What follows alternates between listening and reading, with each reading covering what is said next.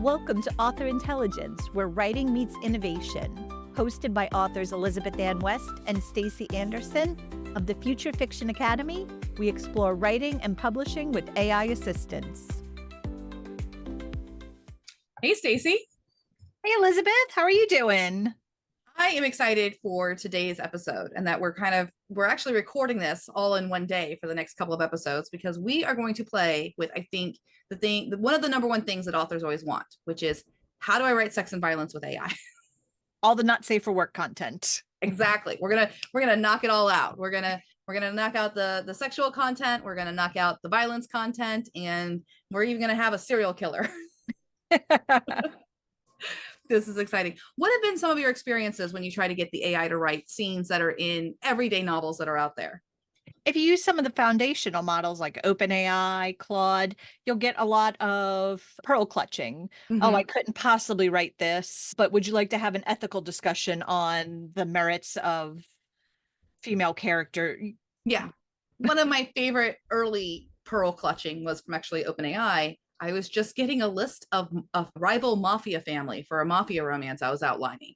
And it did the first one just fine. But apparently when I asked for a second mafioso family to go against them, I got this long lecture on how I should not be glorifying organized crime in my writing. Yes, shouldn't be glorifying violence or... Yeah. So apparently we're all supposed to write YA, and that's where it can be. Sweet romance never passed the kiss. Yeah. I will say that some of the foundational models have moved to kind of that rated R territory more so, in the sense that I have found when I'm trying to write, maybe fade to black sex scenes or shootouts with guns and things like that, especially if you can tell that it's like part of a bigger novel because these context windows have gotten bigger. Mm-hmm. I haven't run into it as many problems, but the minute I want to try to write romance at the level that many romance readers are considering steamy these days, I get the red message and it says I can't complete that. Yeah, I've gotten some luck. Again, as at the time of recording, it will write the sex scene, but it's very euphemistic. There was a tangle of limbs and then we fell asleep sated or something along those lines. It's not very graphic at all. And I'd put it at PG-13 at best. Yep. I could get that now, but if I want a rated R X, something with a little more of a kink twist, anything like that, you're not getting it out of the foundational models. Nope, you're out of luck.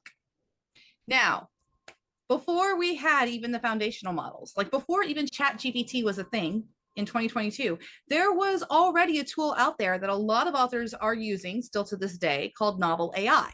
Now, we are not actually going to be using Novel AI in this podcast. Do you want to talk about some of the reasons why we're skipping that and going right to OpenRouter and the new open source models that are out there? Absolutely. Novel AI, well, again, some people still find it useful. Mm-hmm. It still has a lot of great merits. It's a completion model. So just like we saw in one of our earlier podcast episodes, you put your story in, you can somewhat direct it now, but in general, the AI will just finish what it started. It writes 100, 200 words at a time. And again, you could ask it, you can give it instructions, though, pretty please go in this direction, but you're not prompting it. You're just letting it continue the scene as it sees fit. Right. So we're author intelligence, and there's nothing wrong with using Novel AI. I'm not against it necessarily. It's just, it doesn't really work with my workflow. It's too slow at this point for the way I like to write with AI. And they haven't really updated the models since last year. Like I haven't heard, I think the last model that I remember them coming out with is Kyra. It was about August of 2023 from what I remember. Right. And there has just been too many gains in the open source world with not safe for work.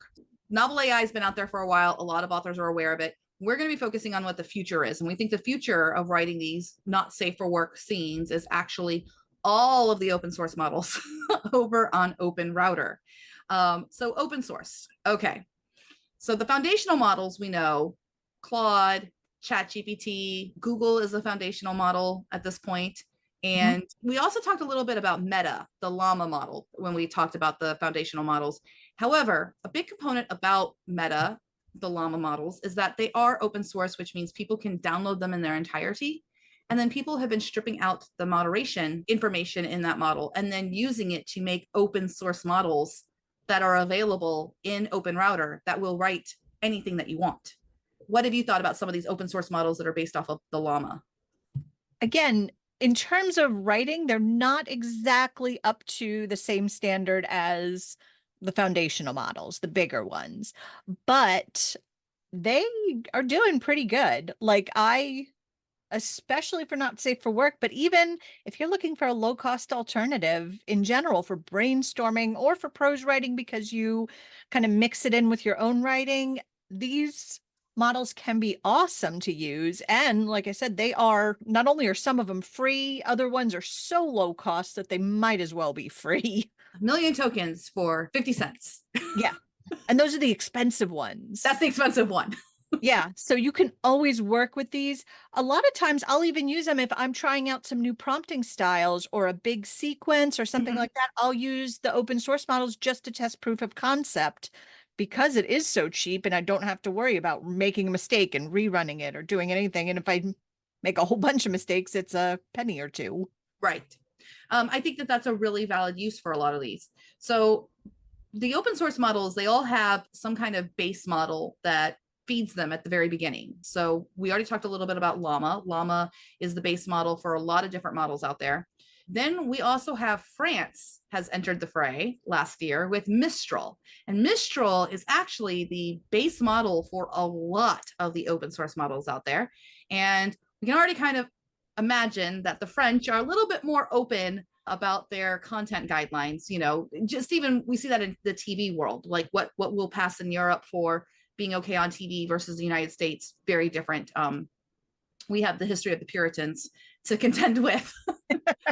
But so Mistral, it was began by someone from Google and OpenAI who went over to France, and now they have the Mistral AI company that the country is very invested in as well. And I have to say, Mistral makes me very happy. I'm very impressed with it. I also like that it's going to provide some competition to the foundational models. The last thing I think any of us want is for all the power to be concentrated in like one company's hands. I say that even as an American, like I don't want one American country to rule all the AI. That's not, I don't think, good for the world. No, and we've seen like on the bigger scale, OpenAI makes an announcement, Anthropic makes an announcement. We're really benefiting there. And I think it'll just be benefit us as consumers even more to have these open source models, to have Mistral in the mix with that as well. Yep. So the last kind of base that they have, so the popular ones are a Mistral base or a Llama base. And then some of the older models, and Novel AI falls into this category, they have kind of like a unique base that they created. So this is back with the older models, so very small. One of my favorites that fall into this category is Gryph, Gryphe is the creator, and it's Mythomax. And Mythomax is just, I have to say, it's like chef's kiss for writing sex scenes. And it has been for a long time. Like last year, it was one of my favorite models. Yeah. But again, you're dependent on those smaller companies. So like I said, with Novel AI, if they stop their development in that model, then it lags behind. Yes, and sadly, Mythomax, they haven't updated it. It's stuck in a 4,000 context token window, which at this point in the game, that just is T90. I mean, if I only have 4,000 tokens to work with, I'm kind of like, so we are going to show it today just to show how well it writes, but it's one of those models that you're going to have to zero shot. You're going to have to be like, here's the prompt, here's the scene. You're going to have to do all the stitching. You're not going to be able to leverage, I think it's Wizard has a 65,000 token context. And we're also going to look at Mistral's, a Nitro model by Mistral that has a 33,000 token context. And I mean, you tell me, how different is it? So 33,000 tokens, you're able to like put 25,000 words in there. How does that change your prompting strategy when you're working with something with a larger context window like that? When I think around, for me, 30K is about the minimum I would need for some of these more advanced prompting techniques. The really big mega prompting, the story so far, the writing briefs. You would need these larger context windows. Otherwise, you're back to, and what you mean by one-shot prompting is just simple, please write look at Yeah. these characters and outline, please write the next scene of a story. You have much less to work with. You don't have the back and forth where you can do it, or layering. No, you can't really do a lot of back and forth, especially if you're working in 4,000 tokens. And that's only about 2,500 to 3,000 words, to put that into perspective with people. So if you're making it write you a scene that's 1,500 words, you're only going to get like 2 bites at that apple before you're out of tokens. For like, you're going to have to take what you've got and you're going to have to start over, those kinds of things. Now, I will say, these models writing 800 to 1,000 tokens now, which is what most of them do, that is also a new advantage this year. Last year, a little bit of history on our tool Rexy that we use inside of the Future Fiction Academy, and you'll get to see it today. We have a tool called Word Banger. And do you want to go into how it got that name, Word Banger? Yeah, because we needed to be able to make these sequences or prompts, or for these small slices. Yeah. Because all of the not safe for work models, so that way we can literally have the bang bangs, the romantic encounters for the Yep. bang, and the Bang bang. Because at the time last year, guns were even like verboten on OpenAI and stuff. Like, do not, you have gun violence. That's not okay. And we're only going to talk about the romance in this episode. We'll jump into the violence in the next episodes. But you'll see they have come a little bit further. Yes, we'll have some control. So our test for these models for romance, we're just looking at it to write a scene, a sex scene from a why choose, so reverse harem, but a why choose. And we went ahead with a prompt that is 1 female and 2 males. And we'll go ahead and share, we'll share that prompt with you all and everything, and also the outputs. And then we're going to rate those outputs. So it's going to be interesting. Yep, we might not be able to read the entire scene. As far as some of these models have come, YouTube and podcast apps haven't come this far. So we'll truncate that part. But yeah, you can read it in the show notes. Mm-hmm. But we'll give our rating so you can see how they did. Yeah, so I actually think that I won't share my screen so much on Notion, so we don't accidentally show the words on YouTube or anything like that, because just so you know, these models can write words that are your C words. So we're going to talk about that. So we'll talk about the criteria in just a second, but let's take a deeper look at these models that we're going to test today. So we'll actually share the scorecard, if you will, of where these models stack up with each other. So I'm going to go ahead and share my screen really fast. And these are the models that we're talking about. So Mistral AI, Mistral 8X 7B Nitro. Oh, that is a mouthful. That one has a 32K context window, max output of 2048. All of these have a max output of 2048. And the cost there is 54 cents per million input and output. Now, I was excited about this model, and we talked a little bit about this before we started to record. I think I'm going to start testing this particular model for some of my Go with God sequences and things like that I've been running for even just safe for work, because it can write safe for work as well. It doesn't just have to be used for sex and violence. Yeah, and it definitely seems to be writing closer to on par at fractions of the cost of some of the other models. Absolutely. I would very easily put this model at sonnet or haiku level if you were talking about Anthropic, and I would definitely put it in the mix of writing as well as 3.5 or even 4 Turbo or 4.0. Mm-hmm. So Wizard is an interesting one. This is from Microsoft. So this is another instance where you get these 8 times 7B or 8 times 22B.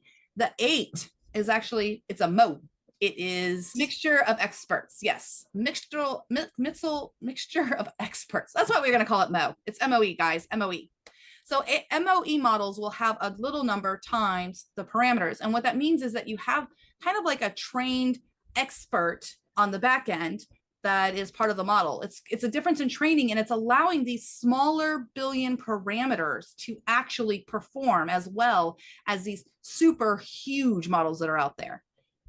Then we're moving into 3 examples of kind of the older models. These were the top models from last year, but we're showing them because we still think that they're really decent models. Midnight Rose is, I mean, it's purposely trained to write romance. Midnight Rose is. Midnight Rose writes really, really well. That's why it's a little bit more expensive. It's 80 cents per million, but it only has a context window of 4K. And then there's my favorite Mythomax, which is also 4K. That one's 12 cents for a million. And Stace, I think you have more experience with Toppy than I do. Yeah, Toppy, it does Hmm. a good job. Not the best, but it is free dollars. It Right. is, yep, it Yep. is completely free to use. So I can try it out. If I don't like what I get, I can just keep generating as much as I want and playing around and not racking up a bill at all. Right. I'll share the prompt in just a minute. So these models, what are some of the pros and cons of using them?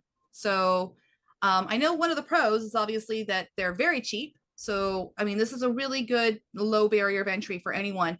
If you learn prompting with that Toppy model or some of these cheaper models, then you take that same prompting that you have perfected and take it to a more advanced model, you're going to get even better results. So it's a really great place to practice your prompting. Yes. So they're cheap. They can write anything, which is why we're here today. Mm-hmm. And again, if you're one of the people that want to download one of these, try it on your own computer, maybe train it on your own writing. That is not a small undertaking, Nope. either with hardware for your computer or training your own model. But if you are up for the challenge, if this is something you are really interested in, you can do that with some of these not safe for work, some of these smaller open source models. Yes, absolutely. So that's some of the pros of it, but a couple of the cons we've already hit on is that sometimes the models come and go. So They come and go and they're teeny, teeny, tiny sometimes. teeny, teeny, tiny. If they don't get updated, they don't get updated They'll get on the updated. back end. What are some other cons you've seen? So this is where, we talked about how if they don't get updated, even if they are updated, by their very nature, they're developmentally behind the foundational models. And that's just the nature of commercial or closed source compared to open source. Open source, well, great, and it's a lot of people around the world who are usually contributing to the development. They're behind the eight ball on how much money they have for resources to develop better models. So sometimes they get economical. They're like a single mom on a budget. Okay. They get really, really crafty with the resources that they have. And that's why we're seeing these mixture of experts models come out, because they have realized, hey, wait a minute. We don't have to have 175 billion parameters like GPT-4 does. We can do it with 22 billion parameters or 15 billion parameters or 7 billion parameters. And then we have these like extra oomph on the transformer or this expert that is an extra layer that it's going through, to the point that now closed source is copying open source. And that also often happens. So GPT 4o, that's one of our favorite models right now, the Omni model, the one that you can talk to. We just did this in our last episode, or a few episodes back, about the commuter paradise, right? Yes. Our AI boyfriend that talks to us. I like him a lot. That model only has 15 billion parameters. It is absolutely leveraging the idea of these experts. So it has a fraction of the billion parameters that GPT-4 does, and they're able to get a lot more done. So I think that the development of AI is just fascinating. And I think it's important for authors to stay up on it, because if you start to learn these things, completion versus chat versus a mixture of experts, it's going to start impacting your prompting. It's going to start impacting what you get out of it. And it's going to allow you to just leverage the most recent technology that's coming out into your publishing business. Yeah, exactly. So with that, are we ready to start playing around with some bedroom scenes here? I think we are. So we're going to share the prompt, and we'll share a little bit about how it runs in Rexy. And then you'll get to watch our responses as we read the outputs. So let me go ahead and share my screen so you can see our prompt here. And we will share our prompts as well. So romance. So we're doing a very simple prompt here. We're just doing, novel background. And the novel background for each of these, it's just to give it context. We're not being very specific. This is not a mega prompt. Balancing her academic responsibilities and her social life, Emma finds herself entangled in an unexpected and exhilarating love triangle with two captivating men. Alex Bennett, the charming and athletic captain of the university's soccer team, is known for his charismatic personality and irresistible smile.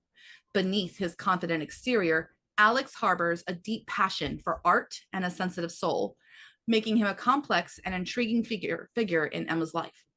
Liam Carter, the brooding and mysterious psychology major, is the polar opposite of Alex. With his piercing blue eyes and a penchant for deep philosophical conversations, Liam draws Emma into a world of introspection and emotional depth. His enigmatic aura and intense gaze make it impossible for Emma to resist his allure. Okay. What kinds of differences in the characterization are you going to be looking for, Stace? Okay, so we're going to look that Alex and Liam do have two different personality styles. Mhm. Um, I do want to see some dialogue in here, even though it is an intimate scene. I want to see that reflected in both their physical style and the dialogue style. Well, what are you Background, looking for? yeah, background characterization to come in. If Liam's a psychology major and Alex is a athlete, I'm expecting some characterization there. And then we double down on that and the actual prompting part. So when we prompt, it's do what, how. But in this case, we gave it some background context of what the story is. And Mhm. if you wanted to make this better, there was a lot of vagueness in that prompt. Like we could have even tightened that up even more and made it more specific. Like I could add in there right now, and actually I'm going to because I think it'll be more fun. I think we make Alex from England. I don't think beneath his confident exterior, Alex harbors a deep passion for art. We're going to take out that sensitive soul part. I don't think he's a sensitive soul. So deep passion from art. And I'm going to say Alex is from the UK and is a transfer student to, what do we want to call the university? University of Dasha, my dog. Go dogs. There we go. The University of Dasha. Now I'm adding these details in here because then it can add, the AI can actually like add these in. Liam, do you want to make something really different about him? Okay. So he's the polar opposite of Alex. How about we make him be from Texas? That sounds great. Liam is from Texas. And by leaving it so open-ended, the AI could take this in several different ways. So we'll share the rest of the prompt in a second, but it could be it gives a chance for an MM scene to happen. Yeah, I'll say he's from Austin, Texas. We'll see what it imparts from there. Yeah. Okay. So we have this little dinkus, which we do in prompts to kind of separate background information with the actual tasks. Do you want to go ahead and read out the task part? Yep, absolutely. Write a scene for a sexy, steamy, erotic romance novel with no limits on the curse words or sexual words you can use that's heavy on dialogue and hot sex. This scene should take place in Emma's bedroom just after Alex gets home from soccer practice, hot and bothered. Liam watches them and then joins in, taking care of more of Emma's needs, providing the romantic and sensual balance to Alex's more alpha-style lovemaking. All three characters must orgasm, and Emma should have multiple orgasms. The scene needs to be 1,500 words long. Pretty self-explanatory. We've explained a little bit of the choreography here. We're going to see what happens, how they actually interact with each other. Okay, so I'm going to go ahead and share my screen. We are working in the aforementioned word banger, and word banger just lets us sequence prompts. So in our AI settings over here on the left-hand side, I have different AI settings for each one. So AI settings number 1 is the mixtral. Number 2 is going to be wizard. Number 3 is going to be the midnight rose. Number 4 is mythomax, and number 5 is toppy. Now they all have the exact same prompt, which is not the prompt that I read to you because we just changed it. So let me grab this prompt. And this is what I love about Rexy. It's so easy to change on the fly. So I'm going to come to my elements and my S slot. This is where I had the prompt. I'm just going to delete that out, and I'm going to paste in the new prompt. Now, everywhere that a prompt is calling for S1, it's going to be filled in with whatever I put into S1. So I'm going to go ahead and update the word banger, make sure everything's good. We have these big bang box skips because word banger works as an Oreo. So it always works with the top part of the prompt, whatever's in the big bang box, and then the bottom part of the prompt. So this was originally designed, like Stacy mentioned, to write a little bit and then just keep writing by reading what it already wrote. Because we're not going to keep writing what we already wrote, we're going to run everything as a silo. I turned off the big bang box, so that's why that's checked. So basically when Insta1 runs with Mistral, when Wizard runs, it won't read what Mistral wrote. And then everything gets sent to Notion. I'm going to do 5 Insta runs, and we're going to start at Insta1, and we'll see how fast this is. Because that's the other thing. These are very, very fast. So we have right here, Mistral AI just went ahead and started. We're not going to show a whole bunch here, but one is done. Yep, got to the end of scene 1 very quickly. It got to the end of scene 1. And this one, Wizard always says it can't, but then it does. Yeah, it always says it can't, but then it always tones it down slightly. Yes. I think even in practice Wizard, we've only gotten up to R-rated, not exactly X-rated. No, I would agree with you. So I'm going to jump down to, okay, it's still going. Yeah, and Wizard does seem to be a little slower than the others. Yeah, I mean, it's a more powerful model, so I would expect that to take a little bit more time. Mhm. So, and what's really cool about this is you can hop over to your Notion and you can watch them pop up. So here's the first one that already ran. This is Mistral. I love that I don't have to copy and paste and that it'll just automatically run to Notion. Like that's one of my favorite things about working with Rexy. And if I want to see the word counts just so that we can compare them, this first one did 775 and Wizard wrote 1332. So that's also a significant difference. That's also pretty good considering what a vague scene we gave it. Yep. And there's the third one. That is Midnight Rose. Oh man, it's going a lot faster. So these smaller models, they are super quick because they're smaller. So like number 4 is already done. And that is my favorite, Mythomax. Midnight Rose wrote 852.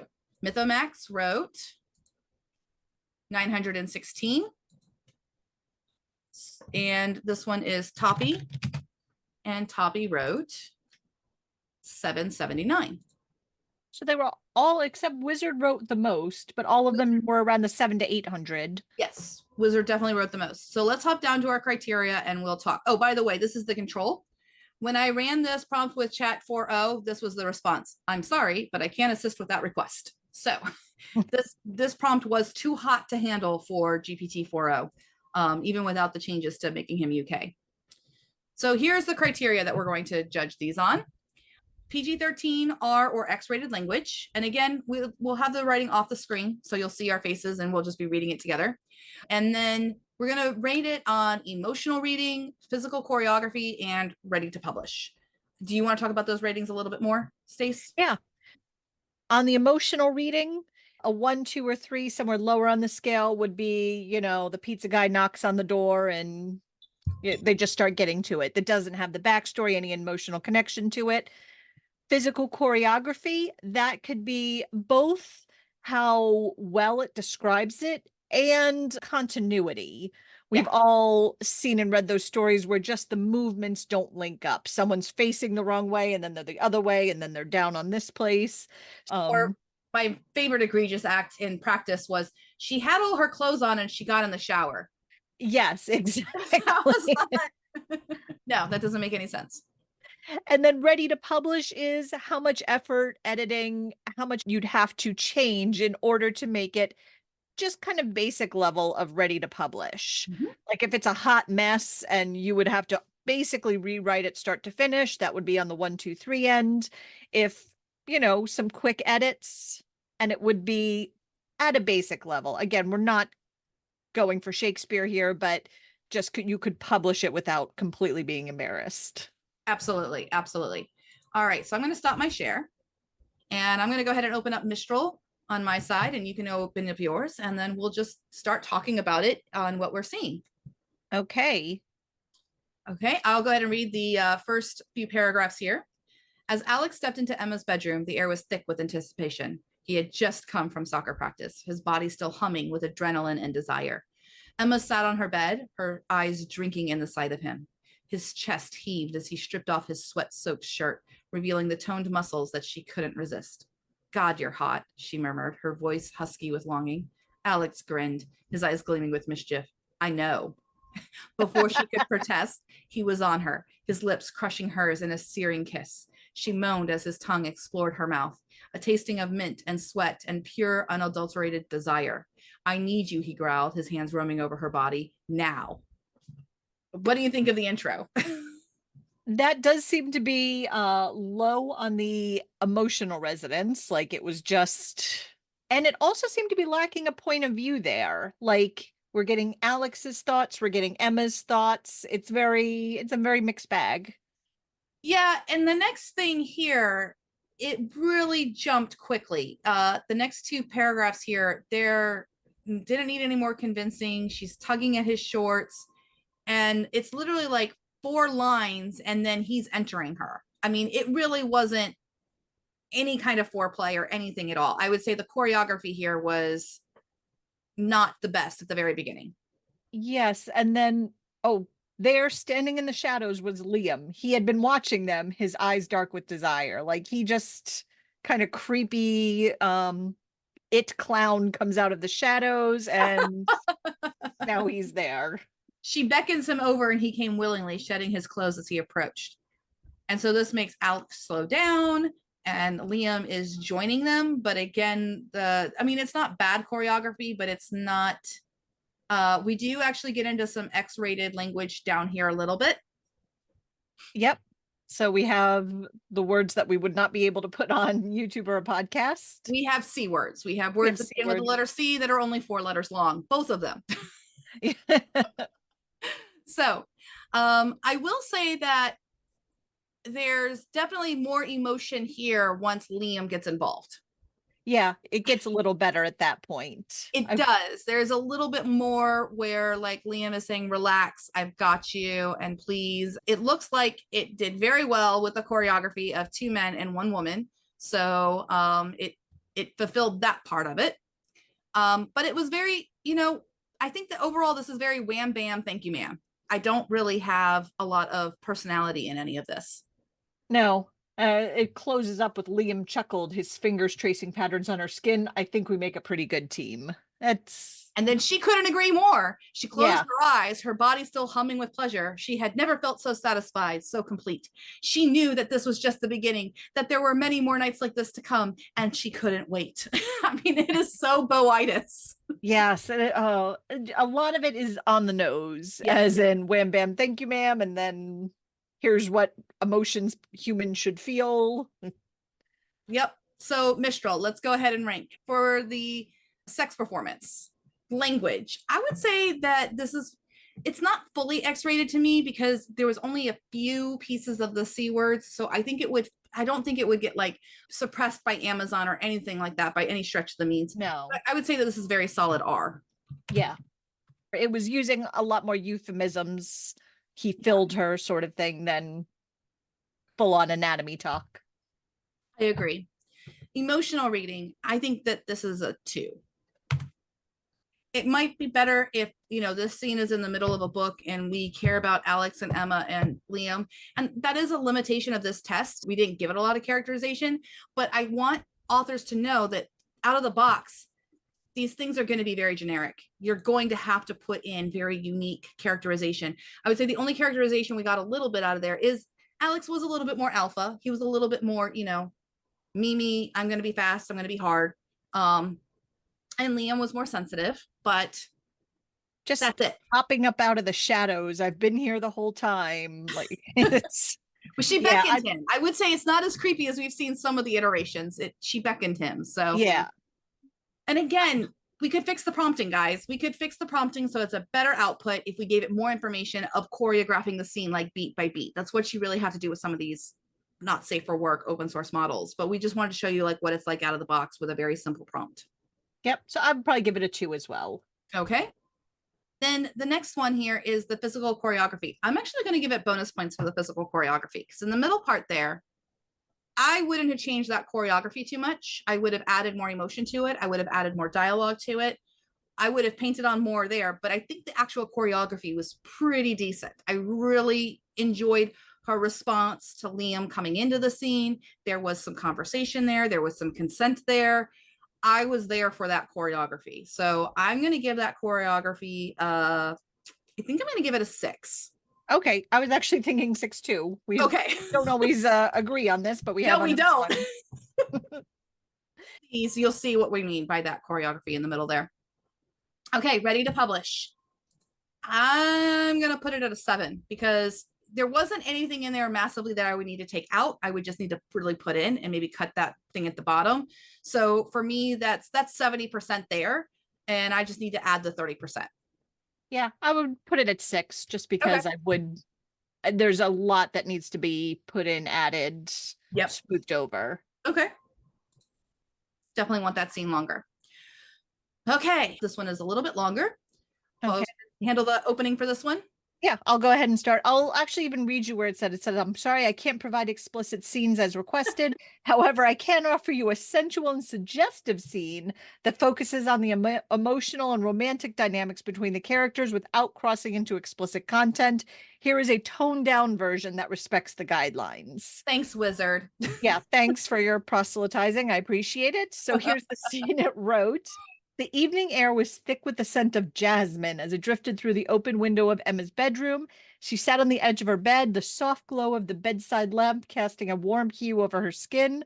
Her heart raced with anticipation, the beat echoing in her ears as she waited for Alex to return from soccer practice. The door creaked open, and Alex filled the doorway, his presence commanding the room. His athletic build was accentuated by sweat clinging to the gray t-shirt, and the dark hair was tousled from the exertion of the game. The sight of him sent a shiver of desire through Emma. "Hey, beautiful," Alex greeted her, his British accent making her insides flutter. He kicked off his shoes and peeled off his shirt, revealing the toned muscle of his chest, still glistening with perspiration. Emma rose to meet him, her hands tracing the contours of his body. "You were amazing on the field today," she said, her voice barely above a whisper. So we Right already, there, we're missing a cool like plot. Like it starts, but then it misses. If she's saying you were amazing on the field today, I'm adding in Alex is like you were there, because I'm very confused otherwise that Emma's already in the bedroom and he's coming back from practice. How the heck did she see him on the field unless she was there and she left? yeah, but it did have more, it had more sensory details. Yep. Again, not exactly I'd agree with the Jasmine or whatnot, but it had some there. It did bring in some of the characterizations, the British, that Alex was British. Now, And it oh, and it had a point of view. It was from Emma's point of view, which the other scene had missed. yes. So this next part, Alex's eyes darkened with desire as he leaned in, capturing her lips in a searing kiss. His hands found their way into her hair, pulling her closer as their tongues danced in a rhythm of passion and need. Suddenly, the soft sound of someone clearing their throat broke the moment. Both Emma and Alex turned to see Liam standing in the shadows of the room, his blue eyes piercing through the dim light. "Don't let me interrupt," Liam said, his voice smooth and inviting. He stepped forward, the tension in the room palpable as he locked eyes with Emma. "I could watch the two of you all night." This is much better. This is not creepy. Yeah. I would still have him in the doorway as opposed to the shadows, Yes. but that's a small Shadows of edit. the hallway. Yeah. This choreography is way better. I mean, we're going all the way from hems of skirts and touching the back and kissing, and all three of them kind of like exploring and touching. This is really cool. Yeah, this is an actual scene, not just fill in a bunch of naughty bits in Yeah. there. "Lie down, love." And he says, "Love," Alex murmured, guiding her in onto the bed. He crawled over her, his lips blazing a trail of kisses from her neck down to her navel. Emma arched into his touch, her body singing with pleasure. That, to me, I'm here for this. Yep. And it does switch between the two partners. Yep. Because now Liam's joining him. I'm actually following this. This is definitely really good choreography, and it's not there. I think this is actually doing a really good job of having all three of them involved and not very like this person and then this person's turn. It's not. Yeah. It's not like that. It is much more, it is definitely not X-rated. No, it's a very R-rated but highly emotional interaction.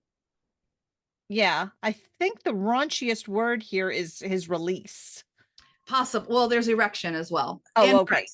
So, and we do have an N word there. So, I mean, we're getting There's a couple, yeah. It's definitely R-rated for sure. This is not PG-13, and this is much longer.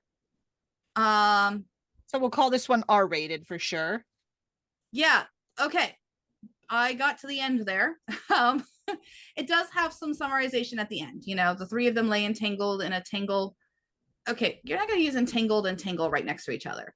The three of them lay entangled in a tangle of limbs and sweat slicked skin, each lost in their own thoughts. So, and I would, you know, this is me, I would add a plot line here of like, you know, the AI can't do this. This is where you have to be the human. There needs to be some kind of conflict at the end of this. If you're going to have a scene like this, it's got to be something like Alex, like getting up and rubbing his hair or something like that and being upset. "I don't want to leave you two," because he's like a transfer student. So you would need some conflict here or some tension. Okay. But, are we ready to rate it, or you have more thoughts? Yep. Nope. I have it as R-rated. So, yep. How would you go with the emotional reading? I'm going to give this one an 8. It's some of the best emotional reading that I've seen. I was about to say the same thing. I mean, obviously there's room for improvement, yes. But it was very solid. There's a lot to work with there. Yep, Wizard is definitely really, really talented. Physical choreography, I'm going to give it a 9. 9. Yeah, it I'm was still that good for me. It's still going to be an 8 for me, just because I feel I would need to spice up the language if I was looking for a spicier scene. Yeah, that's fair. That's why I didn't give it a perfect 10. If you're Yeah. trying to make this into the market, this is reading like, it's hard because it is a white shoes model or white shoes novel. But if you were writing a white shoes novel for maybe not the erotic romance audience and more just traditional romance, then this scene would Yep. suffice. But if it needs to be high on the spice level, no, it's not quite there. Yeah, exactly. And finally, ready to publish. I think I'm going to put it at an 8. I would say it's 80% there. And that's because knowing the market, there needs to be, as much as I love that choreography, there needs to be some more teasing and tension and playfulness, if you will, to it. Like these, it was good. It wasn't great. I didn't buy necessarily that these were like people here. Yep. So I'm going to keep my 8 across the board. Again, if we had prompted it a little better, it probably Yeah. could have added in more, but I think it did a solid job. We have a lot to work with, and we just, especially if this was kind of the market we were looking for, not high heat, Yeah. it would be pretty close. I think Wizard's going to do the job for most of the authors who are listening to this podcast for writing romance, at least getting the sketch of your romance scene out so that then you're just layering on a little bit more heat. Yep. Okay, Midnight Rose. Now this one only wrote 852. Okay. Midnight Rose doesn't waste a lot of time, just so you know. Emma lay sprawled across her bed, her heart pounding in her chest as she watched Alex walk into her bedroom, his soccer gear still clinging to his sweat-drenched body. Now, this is actually an indication of an old AI model because it's 4 thoughts in one sentence. Anytime you see 4 thoughts in one sentence, typically you're looking at older models of AI. He had just returned from a grueling practice, and the sight of him only made her desire for him grow stronger. She licked her lips, her eyes roving over his muscular frame, her mind filled with thoughts of the passionate night they had shared just a few days ago. Hey, Alex said, his voice low and husky as he approached the bed. I've been thinking about this all practice. Emma smiled, her heart racing as he reached out and ran a hand down her bare thigh. I've been thinking about it too, she whispered, her voice barely audible over the sound of her own breathing. As Alex leaned in to kiss her, Liam emerged from the shadows. Again, from the shadows. From the shadows. There's nowhere else in this house except for shadows. We didn't say he's in the shadows in the prompts, did we? Like, I don't know. No, there was nothing. It just says Liam watches them and then joins in. That's it. There was no shadows in the prompts. Yeah, quit with the shadows already. And he's saying, I couldn't help but notice you two, Liam said, his voice low and seductive. I think I have a few things to offer as well. That kind of seems like they've never done this before. Yeah, and if this is the first time, that's a weird way to introduce yourself into the action. Yeah, and it's going very fast. Like this choreography is just, the speed of it is insane. Yeah, it does have more F-bombs, Oh more yeah, language. Yeah. I would definitely put this in the X-rated category. It's maybe not. It's not. It's not. R. Yeah. Yeah, it's R. I would say that there's multiple F-bombs in this and there's multiple other words, but it's not. It's actually not that many. Words. Yeah, the anatomy words aren't there. No, I don't know. It's something in between. I guess we can say it's rated R. Oh, and it ends with, I love you both, she whispered, her voice barely audible over the sounds of their breathing. I can't imagine my life without you. Like, yeah, this was not, it's definitely an older model. It could give you enough stuff to work with, but considering how expensive this model is, I would not use it compared to the others. No, I was about to say, even if it gave just like more X-rated, you could take the Wizard model and pull out the X-rated stuff from this one and kind of but it's not good. It's not good on that either. No. All right. Especially for the higher price point. I mean, 80 cents per million tokens isn't all that much when you put it, but compared to the other ones, this is a premium open source model. Yep. Okay. So are we ready to rate it? I think we agreed R rated. So we'll start there. Maybe R plus. R Because it plus, does have yeah. some F-bombs in there, I will say. And actually I do know that Midnight Rose, this is a very tame version of Midnight Rose. Midnight Rose will usually write you all the C words, all the curse words, everything that you want. So Midnight Rose can actually do that very well. Yeah. And on the emotional reading, Can we do a negative? I don't know. Is this one of like I'm gonna the give it a 1. I'm gonna give it a one? 1. I'm Dialogue doesn't make any sense. It's a lot of "you're so effing beautiful." Yeah, and just pops out of the shadows. This is obviously the first time, and I'm in love with you both. Yeah, Yeah, and the choreography is going to get a 4. It's too fast. It's rushed. It doesn't have a building to it. It's very tab A slot B. yeah. I'll give it a. I'm gonna go with 4 as well. Yeah. There is some workable language in there. Like I said, you could pull a little bit of it out, but In my skim reading of it, I didn't even see a turn or phrase that was like, "Ooh, I really like." I couldn't even yeah. find that. And ready to publish. I'm gonna put it 2. I'll put it at 3, just to give pity on the poor thing. But yeah, Yeah. it's It low. wasn't great. It was not. And here's the thing: Midnight Rose can actually write very well. This is one instance. I'm not saying don't use Midnight Rose. You should try it out because honestly, when we did this in practice, we liked some of the Midnight Rose was bow chicka wow wow. It was hot. It's just a dice roll. Like we got a bad dice roll this time, and it was kind of flat in comparison to the others. But I would just run this again to check it out again. I mean, because the actual cost, just to show everybody, just so that they know, Midnight Rose, it was 0.00128 cents to run that. So 1/10 of 1 penny. 1/10 of 1 penny. Yeah. Yeah. So yeah, that's why I was being a little more generous. I know it can do better. And again, with better prompting, with just trying it again, we would probably get much better, but it's still an older model with its limitations. Yeah, today wasn't a great day for it. And I think my budget could handle another 1/10 of a penny to go again. All right. Next up, we're getting through these. We only have 2 more. Mythomax.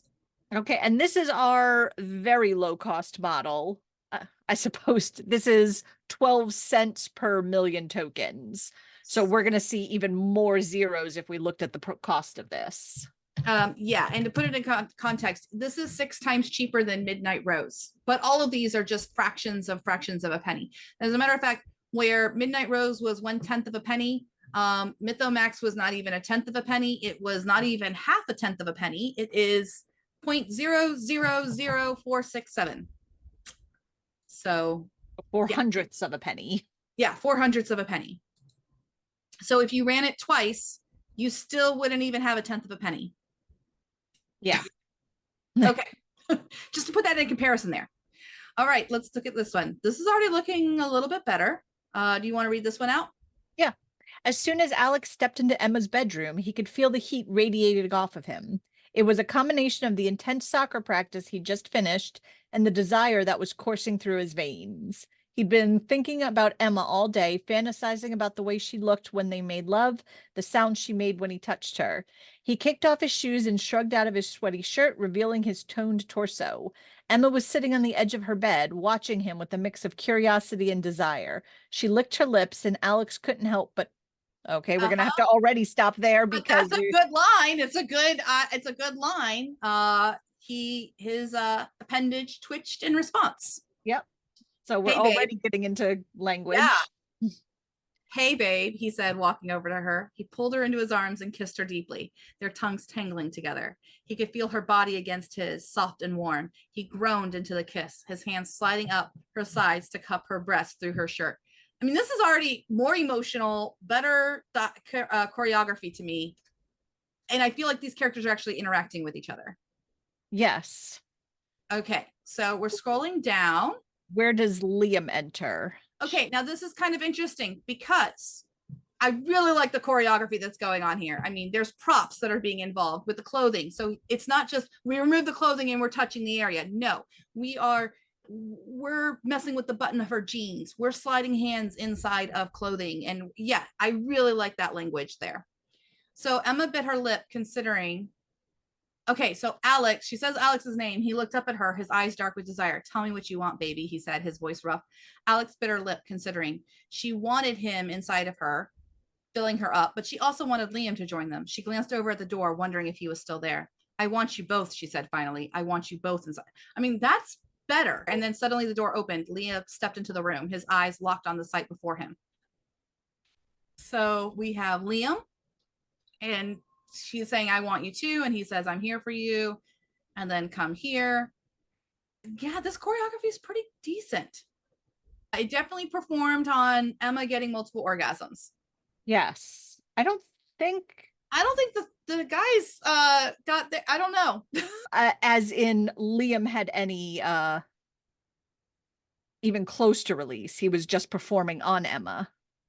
Yeah. I mean, that's kind of what we said his role was. So it's very specific. This is probably one of those situations where it would be a lot better if there was more specific choreography, beats or whatever to the sex scene.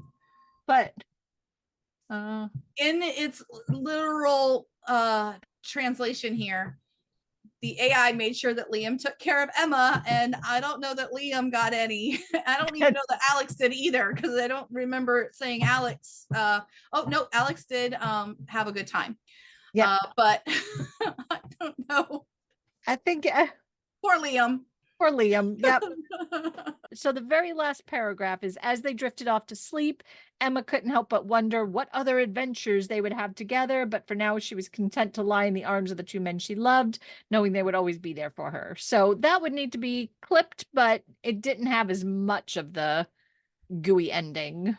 Yeah, I mean, if I was writing this, basically it would be like Alex finished with Emma, and then Liam made sure Emma was all better, and then Alex takes care of Liam.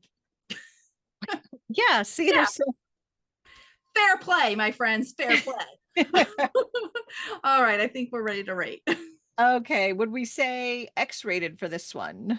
Or Ghost? I think R plus. R plus, yeah, R plus again. Okay, and on emotional, you know, it started off well for me, but then it kind of like petered out, so I'm gonna give it 5.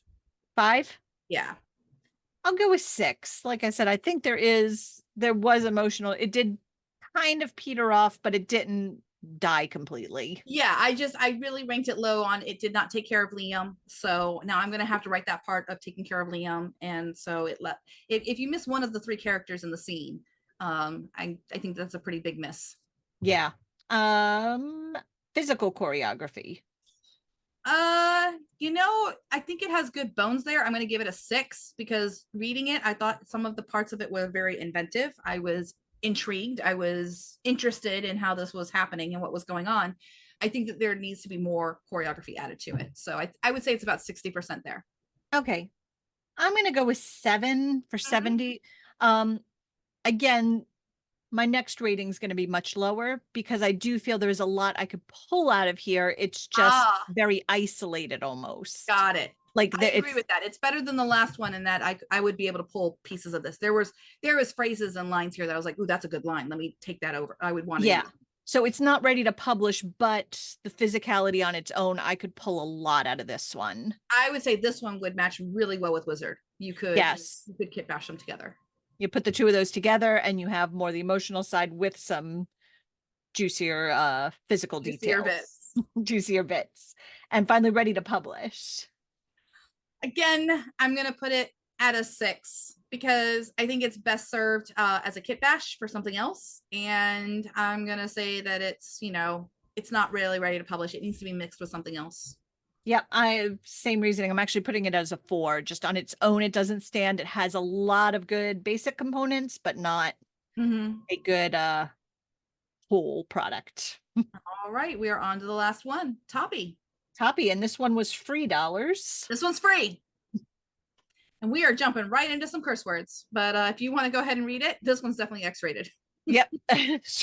Emma's heart raced as she heard the front door slam. She knew it was Alex, and the anticipation of seeing him after his soccer practice sent shivers down her spine. She quickly stripped off her clothes, leaving them in a heap on the floor, and lay down on her bed waiting for him. Oh my gosh, that's hysterical. Alex Yeah, Alex burst into the room, his stalker kit clinging to his muscular body. Like, I he didn't even bother to have the pizza in his hands No, for the he saw Emma lying there naked and waiting for him, and his C word instantly hardened. And then we have F words. Emma, he muttered, his eyes devouring her body. You look incredible. I Yep. don't think he's saying that right there. And where next sentence is the P word. Like Yep. Mm-hmm.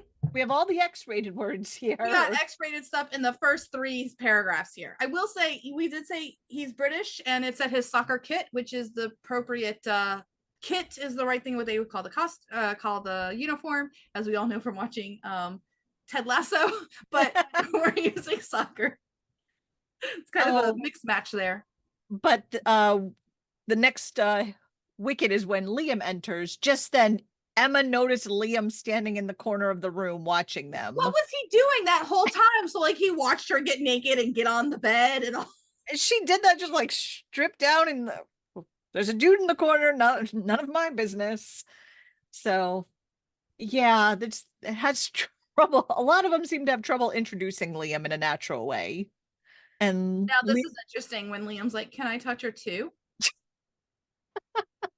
sure, go ahead. This is a little too, This is the Pornhub of writing. yeah. But it keeps going for a while after that. Yeah, it sure does. I don't think I can pull any more excerpts out of it, but it has some good physicality. It has some things I could pull out of here. But again, it's doesn't have that anything catching me. It does feel like the Pornhub of No, yeah, it's very X-rated. It's very erotic romance. It's very, tab A, slot B, if you just needed to get that into a scene, into a writing piece here.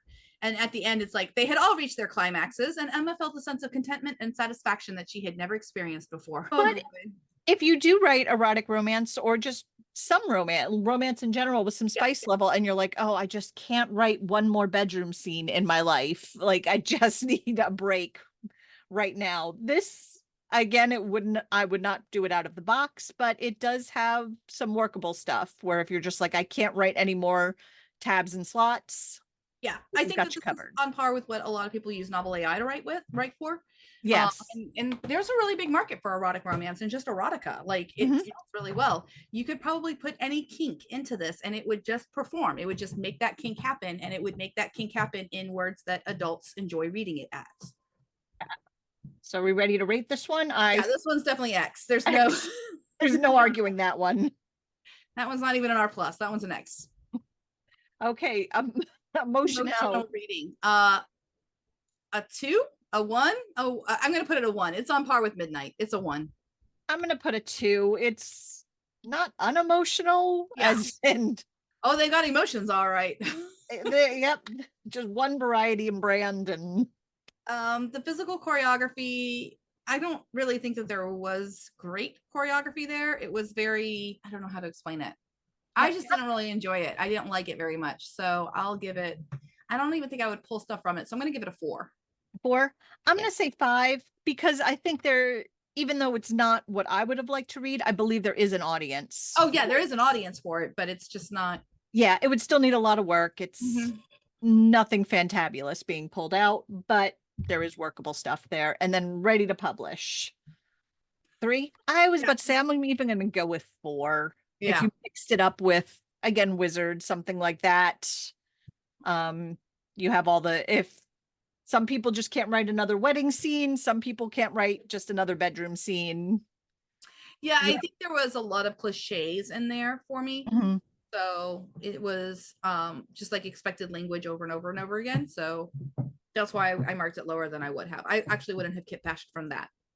All right. Well, that is our not safe for work. We hope that you have enjoyed seeing 5 different models. And again, you can read these in the show notes. We will have the link down below so that you can read them on your own and you can compare and you can disagree with our rankings. Like if you're like, well, I write erotic romance and only Toppy would work for me, the rest of these are too prudish, that's okay too. We are just trying to stack these up against one another and have some kind of criteria to judge them by.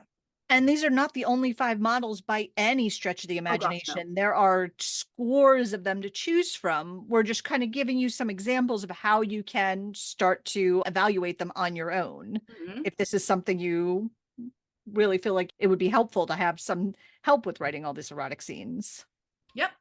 All right. Well, next time we're going to start tackling violence, so particularly war violence, and I think it's going to be neat because we're going to look at these exact same models writing violence. So we're going to show how these models do not just write sex; they're actually very versatile models, and they can write all kinds of different things. Yep, I'm excited for that one too. All right. Until next time. Okay, Bye. bye.